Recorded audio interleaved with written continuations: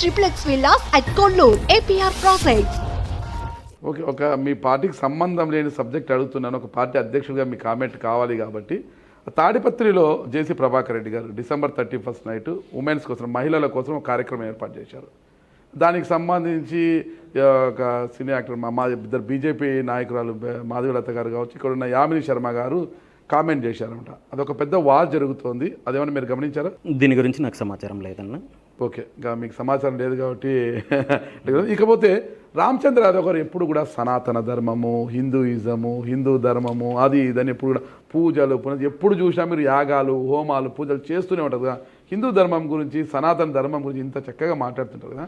ఇక్కడ ఒకటే ప్రశ్న అండి, సాయిబాబా హిందూ దేవుడా, ముస్లిం దేవుడా అనేది కొట్టుకు చేస్తున్నారు. మరి సనాతన ధర్మం గురించి ఇంత తెలిసిన రామచంద్ర యాదవ్ గారు దీని గురించి ఏం చెప్తారు? సాయిబాబా హిందూ దేవుడా, ముస్లిం దేవుడా అంటే మీరేమంటారు? నన్ను ఏదో విధంగా వివాదాల్లోకి లాగాలనే ఆలోచనలో సనాతన ధర్మం గురించి మాట్లాడుతున్నారు. సంబంధం లేని క్వశ్చన్లు, వివాదాల క్వశ్చన్లు అడగడము మీ వ్యక్తిగత నైజమా లేదా వృత్తిలో భాగంగానే? ఎందుకు అడిగారు? భాగమేనండి, వృత్తిలో భాగమే. నేనే సనాతన ధర్మం గురించి మీరు ఎక్కువగా మాట్లాడుతుంటారు. మీరు పవన్ కళ్యాణ్ గారు ఎక్కువ మాట్లాడేది, మీరు పూజలు, యాగాలు, హోమాలు కూడా చేసినారు. మొన్న కూడా శతచండీ యాగం అనేసి మొన్న ఇంట్లో దాదాపు 42 రోజులు ఎంతో చేశారు. మీరు చాలా అద్భుతంగా చేశారన్నమాట. మొత్తం ఒక దేవాలయం, ఇంటిని మొత్తం దేవాలయంలో మార్చేశారన్నమాట. మొత్తం హోమగుండాలతో దేవాలయంలో మార్చేశారు. అందుకు అంత ప్రావీణ్యం గల మీరు సనాతన ధర్మం మీద సాయిబాబా గురించి హిందూ దేవుడా, ముస్లిం దేవుడు అంటే ఏమంటారు?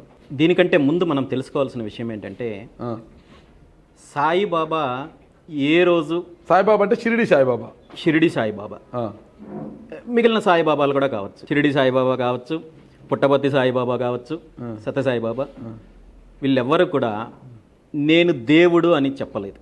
ఓకే, వీళ్ళందరూ కూడా గురుస్వరూపం.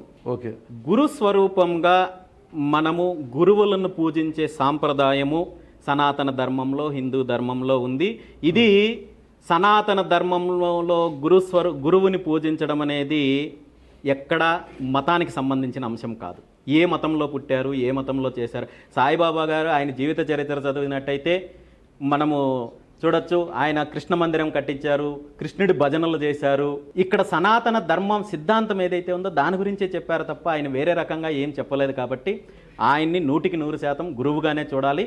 అయితే ఈ వివాదాలు ఎక్కడికి వస్తాయంటే, సాయిబాబాని కొంతమంది అంటే వాళ్ళకున్న భక్తి వల్ల కావచ్చు, లేదా ప్రచారం కోసం కావచ్చు, లేదా మరే కారణాల వల్ల కావచ్చు, వేరే వేరే దేవతామూర్తుల అవతారాల్లాగా ప్రతిష్ఠ చేయడము, దేవతామూర్తుల అవతారాల్లాగా ఆ విధంగా అలంకరణలు చేయడము, దీనివల్ల కొంతమంది మనోభావాలు దెబ్బతినడం వల్ల ఈ వివాదాలు నడుస్తున్నాయి తప్ప సాయిబాబా అని మతం పరంగా చూడడమో లేదా వేరే రకంగా చూడడమో కరెక్ట్ కాదు. ఆయన్ని గురువుగానే చూడాలి, ఆ విధంగానే ఆరాధించాలి. అందులో ఏమాత్రం తప్పలేదు. ఓకే, ఫైనల్గా ఒకటే అండి, 2029 ఎన్నికలకు అంటే 2024లో బోర్లా పడ్డట్టు అంటే ఒక పార్టీ కుట్రలో బలి కావడానికి ఏమన్నా సిద్ధంగా ఉన్నారా, లేదా ఒంటరిగానే ఖచ్చితంగా బరిలోకి దివాలని ఏదైనా పార్టీ పిలిచి ఈసారి మా పార్టీ మీరు బరిలో వద్దు, మా పార్టీ మద్దతు ఇస్తుంది, మిమ్మల్ని బరిలోకి దింపుతామని ఇంకో పార్టీ వైఎస్ఆర్ కాంగ్రెస్ పార్టీ మీకు హామీ ఇచ్చిందనుకోండి, ఇంకో నియోజకవర్గాలు పెరుగుతాయి కాబట్టి ఒక నియోజకవర్గం నుంచి మీకు అవకాశం ఇస్తాము, మీరు మా పార్టీకి మద్దతు ఇవ్వండి అంటే మద్దతు ఇస్తారా? అంటే బీసీవై పార్టీ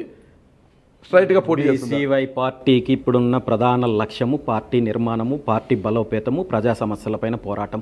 ఇవన్నీ జరిగినప్పుడు రేపు పొద్దున్నే మాకు హామీల గురించో ఇంకొకటి గురించో పట్టించుకునే పరిస్థితి లేదు.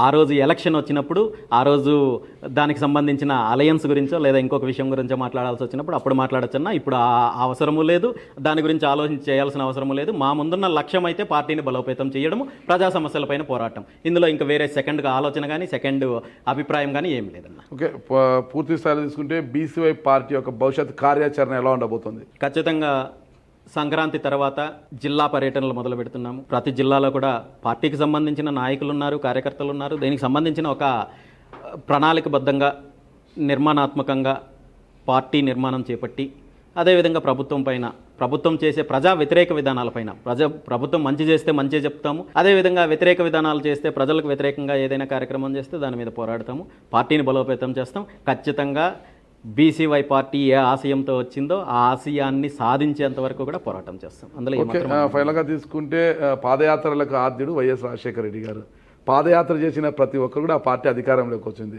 అంటే భవిష్యత్తులో బోడే రామచంద్ర యాదవ్ గారు కూడా పాదయాత్ర చేసే అవకాశం ఉందా? చూద్దామన్న, కాలం నిర్ణయిస్తుంది, ఆ రోజున్న పరిస్థితులు నిర్ణయిస్తాయి. ప్రజల కోసము, రాష్ట్రం కోసము ఖచ్చితంగా ఏం చేయడానికైనా నేను సిద్ధంగా ఉన్నాను, పార్టీ సిద్ధంగా ఉంది. ఖచ్చితంగా మీరు ప్రజల కోసం మీరు ఉన్నారు కాబట్టి ప్రజలు కూడా మీ వైపు ఉండాలని, మీ వైపు నడవాలని నేను కూడా కోరుకుంటున్నాను. థ్యాంక్ యూ అండి, నమస్తే. సుమన్ టీవీలో మీ పర్సనల్ అండ్ బిజినెస్ ప్రమోషన్స్ కోసం కింది నెంబర్కి కాంటాక్ట్ చేయండి.